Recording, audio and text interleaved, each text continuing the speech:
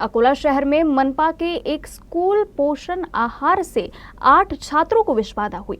छात्रों को तत्काल अस्पताल में पहुंचाया गया, जिससे बड़ा अनर्थ टल गया। छात्रों को इलाज के लिए जिला सामान्य अस्पताल में भर्ती कराया गया है और डॉक्टरों ने कहा कि सभी छात्रों की हालत फिलहाल स्थिर है। अकोला शहर के मनपा स्कूल में विद्यार्थियों को सामान्य दिनों की तरह ही शालेय पोषक आहार योजना के तहत भोजन परोसा गया।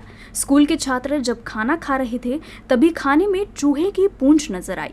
तत्काल प्रभारी प्राचार्य श्रीकांत भूतकर को इसकी जानकारी दी गई, लेकिन तब तक कुछ बच्चों ने खाना खा लिया था और उससे उनकी तबीयत बिगड़ने लगी। तुरंत उन बच्चों को सरकारी अस्पताल में भर्ती कराया गया। फिलहाल सभी छात्रों की हालत स्थिर है। मुलांच्या खिचडीमध्ये उंदराचे पिल्लं आढळले आहे. तरी त्या संबंधित त्यांना आम्ही दवाखान्यामध्ये आणलेलं आहे. त्यांच्यावर उपचार चालू असून त्यांची परिस्थिती थोडीशी गंभीर दिसत आहे. तरी आम्ही जे संबंधित अधिकारी आहेत त्याच्यावर तात्काळ कारवाई करावी. आज मी दुपारी झोपेत असताना माझी मुलगी आली.